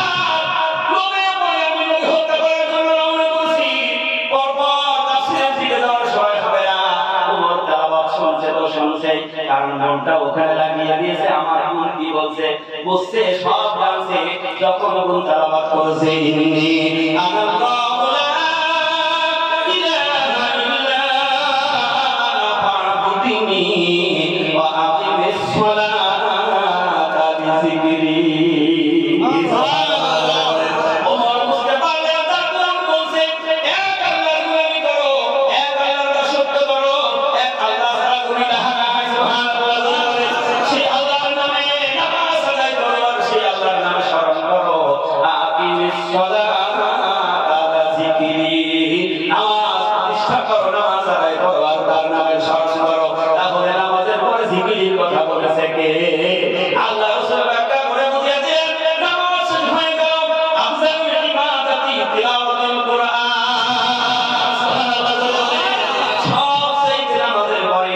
উৎকৃষ্ট জিকির হইল কোরআনের তেলাওয়াত। তাই জামানার কামেল ওলি আল্লাহ হযরত মাওলানা সলিউদ্দিন গাজী রাহমাতুল্লাহ আলাইহি বিশ্ববাসীকে ডাকলেন, হে দেশের মানুষ, এক আল্লাহর গোলামি করো, তার দাসত্ব করো, তার হুকুম মানো, বিনা কাদায় পাঁচ ওয়াক্ত নামাজ আদায় করো। তিনি কিন্তু নিজের জন্য কিছু চাইল না, চাইছে বলুন? কারণ আমাদের হুকুম আমার আল্লাহ, কারণ আল্লাহ বলে যারা হবে তারা নিজের জন্য কোনো চিন্তা ফিকির করবে না। আল্লাহ নিজে বলেছেন তাদের চিন্তাও নেই, কোনো ভয় ডর তাদের না। এই দুনিয়ার মানুষ নামাজের তোমরা সংক্ষিপ্ত সময়ের মধ্যে এই কোরআনের নূর থেকে মাহরুম হয় না। সূরা ফাতিহা পড়ো, সূরা ইখলাস পড়ো, ফালাক পড়ো, নাস পড়ো, দুরূদ শরীফ পড়ে পড়ে কায়নাতের জন্য সওয়াব রিসানি করো। প্রত্যেকদিন যে ব্যক্তি এই সূরাগুলো পড়বে ওই ব্যক্তি আমলনামায় প্রত্যেকদিন সোয়া কদম কালাম পাকের নেকি হাসিল হয়। আমি দুর্বল নবী ফারুক রাদিয়াল্লাহু তাআলা আনহু তিনি ইসলাম কবুল করার পরে স্পষ্ট করে বললেন, হে দুনিয়ার মানুষ, আমি ওমর যদি বিশ্ব নবীর সোহবতে না যাইতাম, আমি যদি নবীর আদর্শ না মানতাম, আমি সারা জীবন মুর্শিদ রাখালি থেকে যেতাম, পরিবর্তন হওয়ার রাস্তা ছিল না। কিন্তু আমি সত্যকে সাক্ষ্য দিলাম, কারণ নবীর নির্দেশ অনুযায়ী জীবন চালাইলাম। আর ওমরের মর্যাদা এত বেশি হয়ে গেল, আল্লাহ রাসূল বিশ্ব নবী স্বয়ং বলে গেলেন, আমার ভয় আর কোনো নবী হবে না। যদি আমার ভয় আবার নবী পাঠাইতো, তাহলে অবশ্যই আল্লাহ আমার সাহাবী ওমরকে নবী বানিয়ে দিত। তার মর্যাদা বেড়ে গেল না কমে গেল? কথা বলেন না কেমন মর্যাদাবান হয়ে গেলেন, আদর্শের পরিবর্তন হয়ে গেল। যার এত বড় মেজাজ, রাসূলকে মারার জন্য রওনা করেছেন দরবারে, সেই মানুষ যখন কালেমা গ্রহণ করলেন, কোরআনের আদর্শে যখন জীবনটা পরিচালিত করলেন, আবু বকর সিদ্দিকের পরে যখন খলিফার দায়িত্ব পেয়ে গেলেন, ওই মানুষটা কত ভদ্র, কত নম্র, তার ব্যবহার আচরণ হয়ে গেল। সারা রাত ঘুরে ঘুরে রোজাদের দেখাশোনা করতে মানুষ রাত্রে ঘুরে যেত, আর ওমর রোজার মধ্য থেকে বেরিয়ে সারা রাত পাড়া প্রতিবেশী মহল্লার বাসী ঘুরে ঘুরে দেখতেন কে ঘুমাইতে পারছে নাকি, তার বাড়ির কোনো সমস্যা হচ্ছে নাকি, কোনো সন্ত্রাসী চাঁদাবাজি ঘোরাঘুরি করছে নাকি। একা একা ওমর ফারুক রাদিয়াল্লাহু তাআলা আনহু ঘর থেকে বেরিয়ে সারা রাত ঘুরতে, ওমরের কোনো প্রহরী তার দরকার হতো না। কারণ আল্লাহ বান্দারা ভয় পায় না। আরে আল্লাহর ভয় পায় যারা দুনিয়ার কারোর কাছে মাথা নত করে না। ওই ফারুক রাদিয়াল্লাহু তাআলা আনহু আছে শেষ করেছে আমিরুল মুমিনিন ওই ফারুক রাদিয়াল্লাহু তাআলা আনহু গভীর রাতে হুজরাতে বেরিয়ে চলে যাচ্ছে। যাইতে যাইতে একটা মুসলিম মধ্যে গলির মধ্য দিয়ে ঢুকে চলে যাচ্ছে। হঠাৎ দেখলেন বাড়ির মধ্যে রাত, গভীর রাত, দরজাটা বেজে গেছে, কি সমাচার, তার ঘর থেকে আগুন জ্বলছে দেখা যাচ্ছে। তিনি ঘরের পাশে চলে গেলেন, যাই দেখলেন সত্যি তো চুলায় আগুন। ওমর বাইরে থেকে ডাক দিলেন, মহিলাকে ডাকতে বলে না, এখন রাত গভীর, সব মানুষ ঘুমিয়ে গিয়েছে, আর এখন তুমি কি রান্না করছো, এখন তোমার চুলায় আগুন কেন? মহিলা ডাকতে বলেন, বাবা ও পতি, মনে হয় তুমি রাস্তা ভুল করে আমার বাড়ির দিকে ঢুকেছো, কিন্তু ওর নিজের পরিচয়টা দেয় না। ডাকতে বলেন, না আমি ভুল করিনি, আমি ঠিক জায়গা মতো এসে গেছি। আবার কি করছো?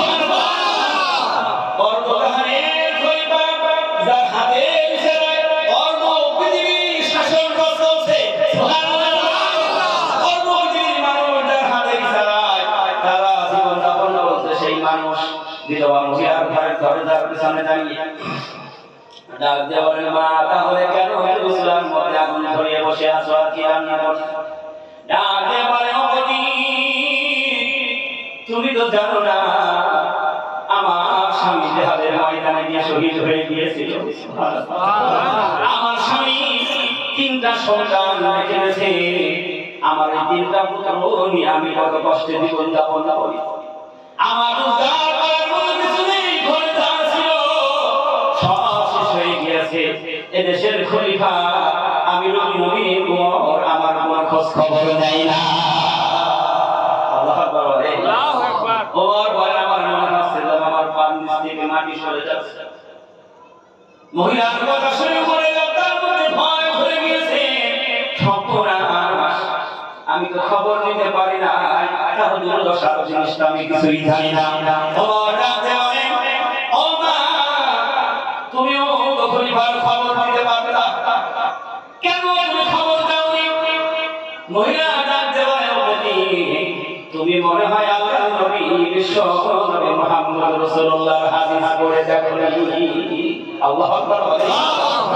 করুন ইতিহাস আর সেই সাহাবারা দুনিয়ায় তারা কিভাবে জীবন পরিচালিত করেছে, কারণ তারা সত্যকে কিভাবে সাক্ষ্য দিয়ে প্রচার করেছে আর নিজের জীবনটাকে মোমবাতির মতো জ্বালিয়ে জ্বালিয়ে সাক্ষাৎ করে দিয়েছে। নিজের জন্য তারা কোনো কিছু আশা করে না।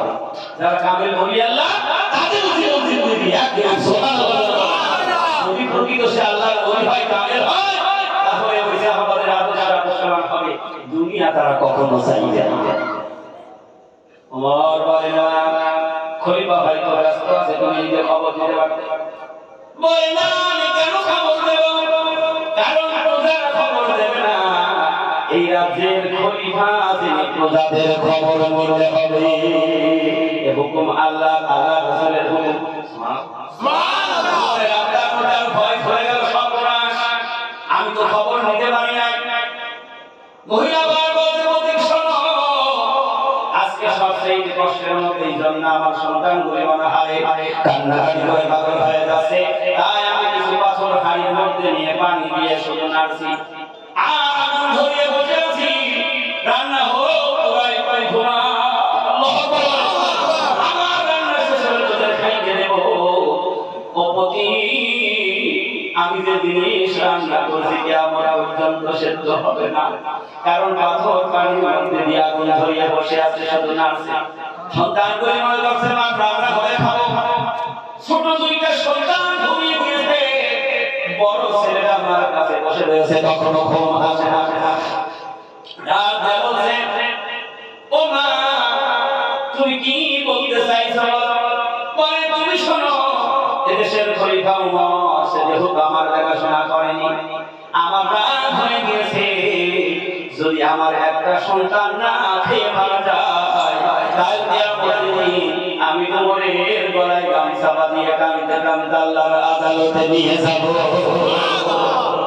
কার সামনে বলছে? কাকে বলছে? স্বয়ং ওমরের সামনে বলছে, আমি কিয়ামতের দিন গলায় গামছা বাঁধিয়ে কাঁদতে কাঁদতে আমি আল্লাহর আদালতে নিয়ে যাব যদি আমার একটা সন্তান মারা যায়। আল্লাহু আকবার। তারপর আমার কোনো কথা বলে না, পরিচয় চাই না। এই জন্য তামিলনাড়ু আল্লাহ তাআলা তাদের জিন্দেগি নিয়ে বলছেন, বুজুর্গি কি নেহি হামকো জরুরত, বুজুর্গি কি নেহি হামকো জরুরত, গুলাম খোদা বানা হামকো খুদায়া। আল্লাহ কইরা বলছেন, আল্লাহ দুনিয়ার কারণে মালিক ভাই, দুনিয়ার অহংকারী হইতে চাই না, দুনিয়ার শান সম্পদের মালিক হতে চাই না, দুনিয়ার বাদশাহী করতে চাই না। আয় আল্লাহ, আমি তোমার গোলাম হতে চাই। ওমর কথা শুনলে ডাক দেওয়ার মা, তুমি কবে বলো দেখি তোমার জন্য কোনো ব্যবস্থা করা যায় কিনা। তবু কিন্তু নামের পরিচয়টা দেয় না। তখন নামের কোনো পরিচয় জানাই না। ওমর তার হুজরায় চলে গেলেন। ওমরের খাদেম ওই সময় ছিলেন, তার নাম ছিল আসলাম। ওমর আসলামকে ডাক দিলেন, আসলাম তাড়াতাড়ি করে আমাদের সামনে নিয়ে আয়। ওমরের দরজা খোল, বস্তার মধ্যে আটা ভর্তি কর, আর বস্তায় তরকারি ভর্তি কর, আমার মধ্যে দেখ বসে থাকলে তাড়াতাড়ি দিলা রান্না কর, রুটি তৈরি কর। সুবহানাল্লাহ। ইতিহাস বলছে গভীর রাত, দুনিয়ার মানুষ সব ঘুমিয়ে পড়েছে, আর আমি নবী নূরে ফারুক রাদিয়াল্লাহু তাআলা নিজে গোশত রান্না করার জন্য চুলা ধরিয়ে নিয়েছে। সুবহানাল্লাহ। শীতের কনকনে ঠান্ডা কুয়াশা, আগুনের দাগ হারিয়ে যায় শীতের মধ্যে, বারবার চুলা নিভে যায়, আর অর্ধধানের খলিফা আমিরুল মুমিনিন ওমর নিজের মুখের ফুল লাগায় আগুন ধরায়। ফু দিতে দিতে ধোঁয়া লাগতে লাগতে চোখ দুইটা লাল বড় হয়ে গিয়েছে। তবু চুলা ছাড়ে না, রান্না হয়ে গেল। বস্তার কাছে গিয়ে বসে আসলাম, বস্তা আমার মাথায় তুলে দিই, খাবারের প্যাকেটটা আমার হাতে নেই। আসলাম বলে, ও আল্লাহর নবীর সাহাবী খলিফা, আমি তো তোমার খাদেম, এই বোঝা আমার মাথায় দাও, তুমি যেখানে যাইতে বলবে আমি সেখানে বোঝাটা পৌঁছিয়ে দেব। আমি রকমের নর ডাকতে বলে, ও খাসা আসলাম রে, আমার বোঝা আমার মাথায় তুলে দে, কারণ কিয়ামতের দিন যেদিন আল্লাহর আদালতে ওমরের গলায় গামছা বাঁধিয়ে থাকবে রে আসলাম, সেদিন তোরা কেউ আমার কোনো উপকার করতে পারবি না। আমি যাই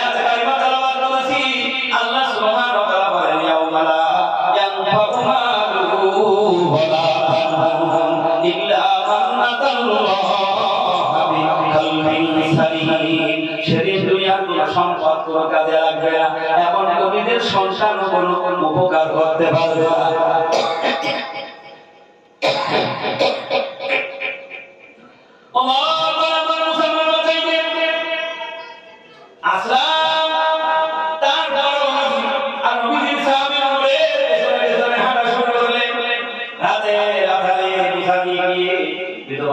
দরজায় গিয়ে বলে, মা দরজার একটা পাল্লা খুলে দাও, সুবহানাল্লাহ, একটা পাল্লা খুলে দাও।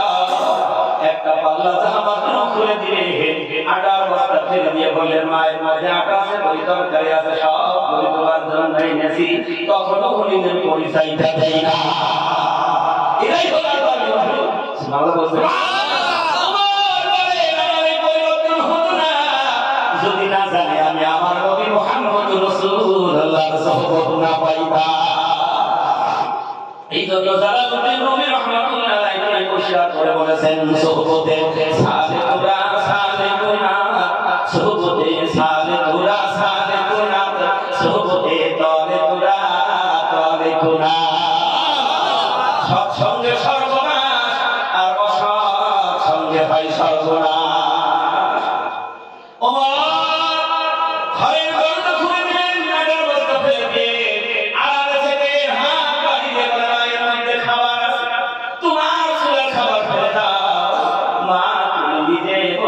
সন্তানদেরকে খানা খাওয়া। ওমর হাতে তুলে দিয়ে বাইরে দাঁড়িয়ে রইলেন, ফজরের আযান হয়ে গেছে। সুবহানাল্লাহ। আসলাম বলেন, দেরি করেন না, চলেন, আপনি ইমামতি করবেন। ওমর দাঁড়িয়ে বলেছেন, আমার কলিজায় আগুন লেগে দিচ্ছে, আসলাম ইবনে বিক্রে কর, আমার কলিজার আগুন লেগে পর্যন্ত দাঁড়িয়ে আসলাম। কারণ দুনিয়ার কোনো আযাব, কোনো শাস্তি নয়। কিয়ামতে যে ব্যক্তি আসামি হয়ে যাবে, সেদিন আর কোনো উপায় থাকবে না। একটু দাঁড়া, অপেক্ষা কর, আমার আগুন নিভানো পর্যন্ত। সুবহানাল্লাহ। বড় ছেলেটা বলছে, মা এই গভীর রাতে যে ব্যক্তি এত বড় উপকার করলো, নিশ্চয় এই মানুষ সবচেয়ে ভালো মানুষ। সুবহানাল্লাহ। এত ভালো মানুষ আর মদিনায় থাকতে পারে না। ভালো মানুষ তো বটে, আল্লাহ রাসূল করে গিয়েছেন আমার উমরের নেকি এক পাল্লায় দেওয়া হবে। সারা পৃথিবী আমার উম্মতের নেকি যদি আর এক পাল্লায় দেওয়া হয়, আমার সাথী উমরের নেকির পাল্লা ভারী হবে। এই জন্য আবু বকর সিদ্দিক উমরকে ডাকতে বলেছিলেন,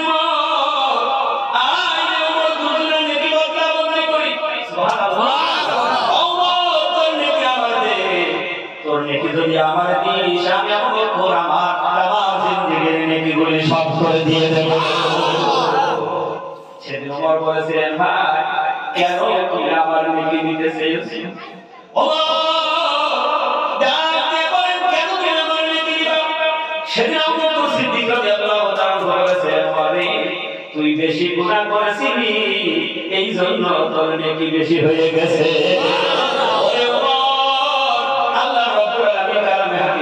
পরিষ্কার করে বুঝিয়ে দিয়েছেন, লা তাকনাতু মির রাহমাতিল্লাহ, ইন্নাল্লাহা ইয়াগফিরুয যুনুবা জামিআ, ইন্নাহু হুয়াল গফুরুর রাহিম। আল্লাহ বলে, বান্দা ময়দা সৃষ্টি বিনায় বিনায় তুই যদি খালেস তওবা করে নিস, আমি আল্লাহ তোর তামাম জিন্দেগির গুনাহগুলি মাফ করে দেব।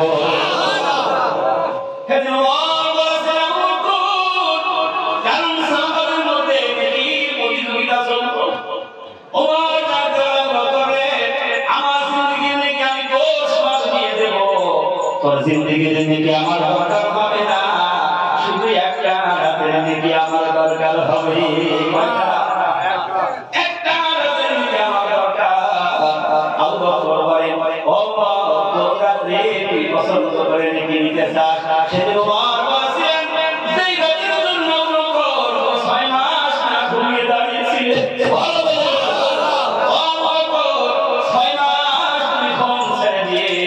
একটা রাতে রাতের জন্য অপেক্ষা করেছিলেন, দাঁড়িয়েছিলেন। আল্লাহ রাসূল একজন নাম বলতে যেতে হবে, কখন কোন অবস্থায় কোথায় যেতে হবে। ওই দিন থেকে আবু বকর সিদ্দিক ঘুম ছেড়ে দিয়ে ঘরের দরজায় দাঁড়িয়ে থাকতো। সেই রাতের কথা বললেন পরে, সেই রাত তুমি আমার নবী বিশ্ব নবীর সঙ্গে হিজরতে বাহির হয়েছে। কারণ ওই একটা রাতের ইবাদত দিলেই আমার জিন্দেগি সফল কাম হয়ে যাবে।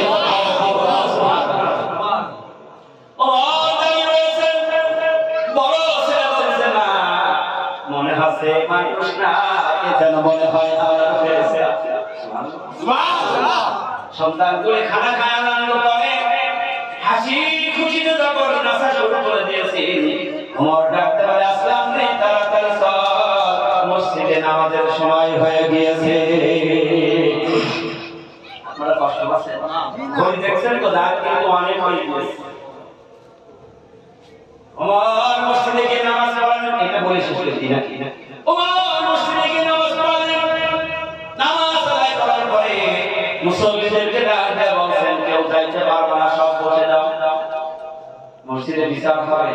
আল্লাহু আকবার। ওমরের বিচার ছিল বড় কঠিন, যত কঠিন দয়া মায়ার দিক থেকে তত নরম, ভদ্র ছিল তত নরম। ওমরের বিচার কঠিন এই জন্য হলো, ওমর বিচার করতে মহাগ্রন্থ আল কোরআন দিয়ে। সুবহানাল্লাহ। কোরআনের বিচার হলো আল্লাহর বিচার। এই কোরআন কখনো কিছু ফেলবে না, এই কোরআন সামনে আগিয়ে যাবে। যাহার পরশ লেগে পাথর হলো সোনা, সামনে ভুলবে যারে ঠিকানা। এই যে মহাবিপলা পিছে ফেলে কত সব, এগিয়ে চলে তাহা বাবুর পানে। সমাধান চাও যদি জীবনে মরণে, ফিরে যাও খুঁজে নাও সুখ রাখো কোরআনে।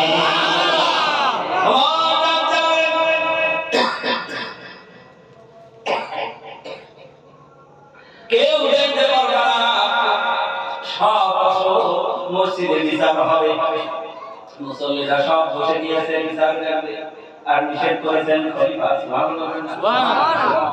নিষেধ করেছেন খলিফা পুলিশ বাহিনী নামতে বলে, বস্তির মধ্যে একজন বিধবা মহিলা আছে, তার 3টা সন্তান আছে, তারা নিয়ে আল্লাহু আকবার বলেন।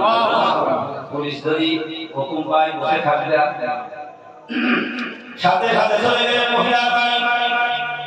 যাই ডাক দেওয়া হচ্ছে, মহিলাকে উমরের আদালতে তোমাদের কেস হয়ে গেছে। আল্লাহু আকবার বলেন। উমরের আদালতে কেস হয়ে গেছে, তাড়াতাড়ি চলো, উমরের আদালতে যাইতে হবে। বড় ছেলেটা বলছে, মা মনে করেছিলাম রাতের ওই মানুষটা মনে হয় ভালো মানুষ, কারণ আমার কিছু ছেলে নেই, পরিচয় চাই, রাতের মানুষটার প্রশংসা করলাম ভালো মানুষ, কিন্তু এখন দেখছি মা ওই মানুষ যদি ভালো হতো তাহলে রাতের খবর উমরের কাছে পৌঁছিয়ে দিত না। মা উমরের অজান্তে যা বলেছো, রাতের সব খবরগুলি উমরের কাছে দিয়েছে, এই জন্য উমরের আদালতে যাইতে হবে। কেউ খবর দিল না, উমর নিজে শুনে গেল। মা বলে যা হয় হোক, চলো যেতে হবে, কারণ খলিফা ডেকেছেন, উপায় তো আর নেই। কথা বলে না, এদেশে সরকার সবাইকে ডাকে, আজকে ওই অমুক স্কুল মাঠের হাওয়ায় আসতে হবে, হয়তো ঘরে থাকবে কেউ, সরকারের হুকুম মাঠে থাকবে, সবাই যাবে না, সবাই তো মাঠে চলে যাবে।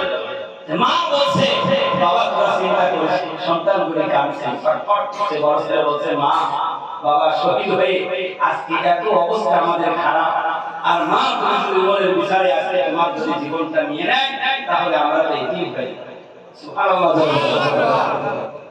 মা তার সন্তানকে সাথে করে রওনা করলেন।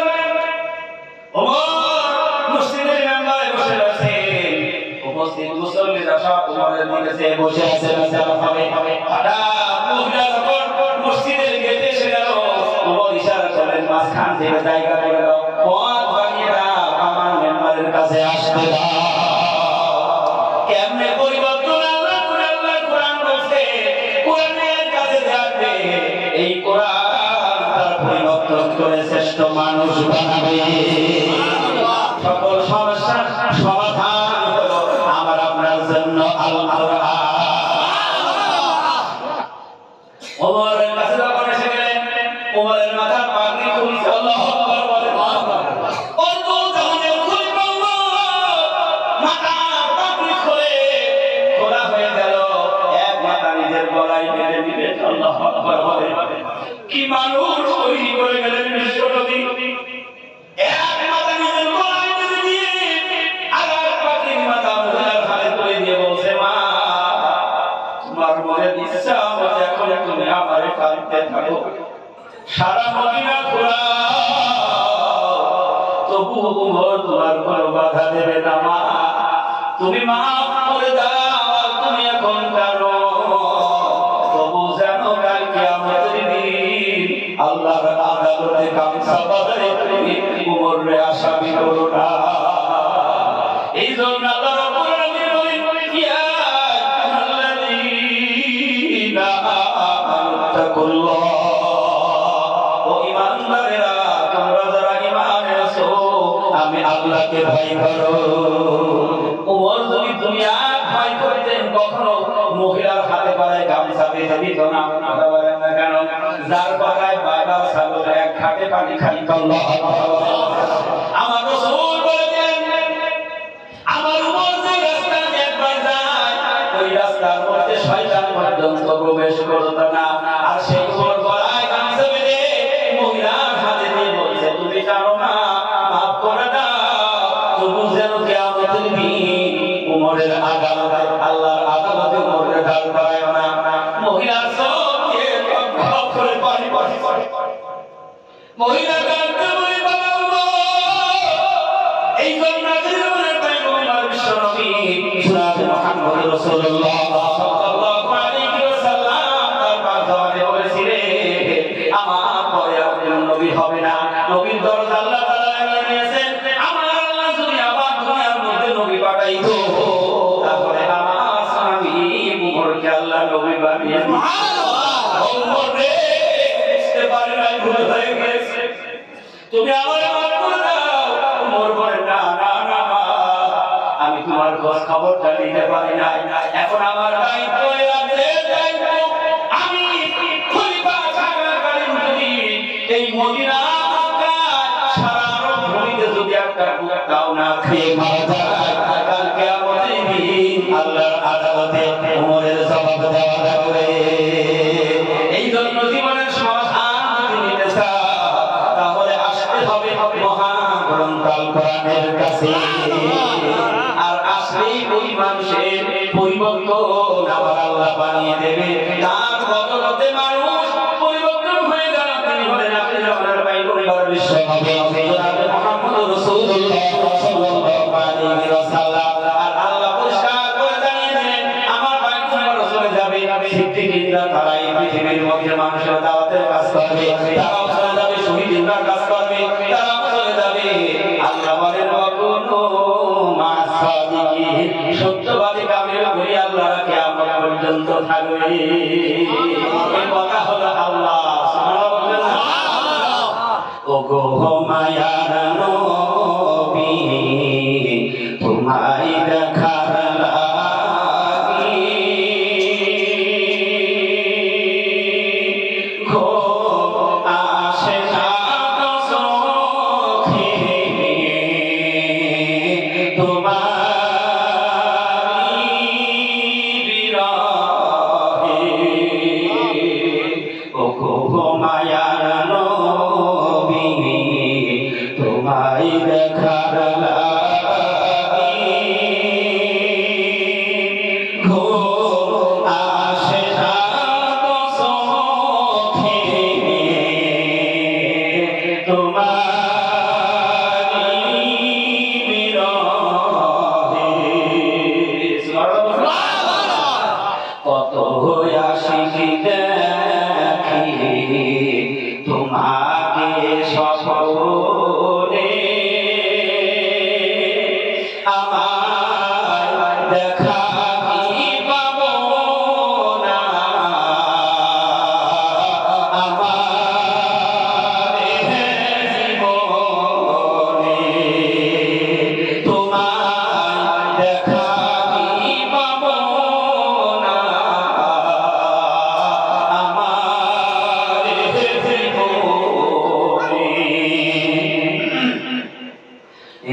বিশ্বভূমি ছিল ঘোর অন্ধকারে, আলোকিত হলো তোমারি পরশে। এই বিশ্বভূমি ছিল ঘোর অন্ধকারে, আলোকিত হলো তোমারি পরশে। উম্মত মোরা গুনাহগার তোমারি শরীবারে মোদের কাউসার বিলায় তরিও হাসরে। মোদের কাউসার বিলায় তরিও হাসরে। ওগো মায়া নবী তোমারি দেখা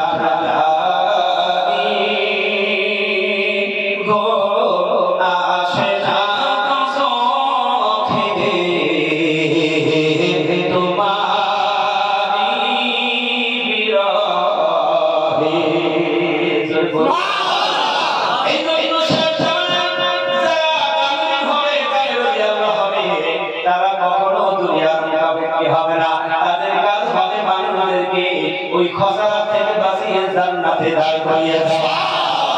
এই জন্য জামানার মধ্যে হযরত মাওলানা সুফি মুক্তাদার কাছে রহমাতুল্লাহ আলাইহি সারা বিশ্ববাসীকে ডাকতেন, হে বিশ্বের মানুষ, বিনা পয়সায় দিন ও দুনিয়ার শান্তি ও মঙ্গল রূহানি তরক্কের উপায় হয় দুনিয়ার মানুষ বিনা কাদায় বা সত্য নামাজ আদায় করে। আর নামাজের ওই কোরআন তেলাওয়াত করো। আর 3 নম্বর শর্ত হলো সুবিশুদ্ধ জীবন তৈরি করো, কোন প্রকার সুদের সংস্পর্শে যেও না। আর ৪র্থ নম্বরে বলে দিলেন সাক্ষীর মতো তাকওয়া পরহেজগারি করো। যে ব্যক্তি এই 4টা কথা মানবে ওই ব্যক্তি যেন সূরা আসরের তাফসীরের অনুপাতে জীবন চালায়। এই জন্য আজকে ষাট জামানায় যারা গ্রামে আল্লাহ তার কাছে যাইতে হবে, তাহলে গেলে কি হবে? সঠিক সরল রাস্তার সন্ধান পাওয়া যাবে। আওয়াজ দিয়ে বলি সুবহানাল্লাহ। আল্লাহ পাক আমাদের সকলকে আজকের এই মজলিসে আমরা যা শুনেছি এবং যা বুঝতে পেরেছি, আল্লাহ পাক আমাদের প্রত্যেককে আমল করার তৌফিকটা দান করুন। সকলে বলি আমিন। আল্লাহুম্মা আমিন। আখির দাওয়ানা আলহামদুলিল্লাহি রাব্বিল আলামিন। রাত দেখতে দেখতে অনেক হয়ে গিয়েছে, অনেক বেয়াদবি করে ফেলেছি। আল্লাহর কাছে আপনারা আমাকে মাফ করুন। আর একটু দোয়া করছি যে দুদিন আল্লাহ হাতে জিন্দেগি রেখেছেন, আল্লাহ পাক যেন এই দিনের পথে বাকি জীবনটুকু কাটাবার তৌফিক দান করুন। আমিন। আল্লাহুম্মা আমিন। আসসালামু আলাইকুম ওয়া রাহমাতুল্লাহি।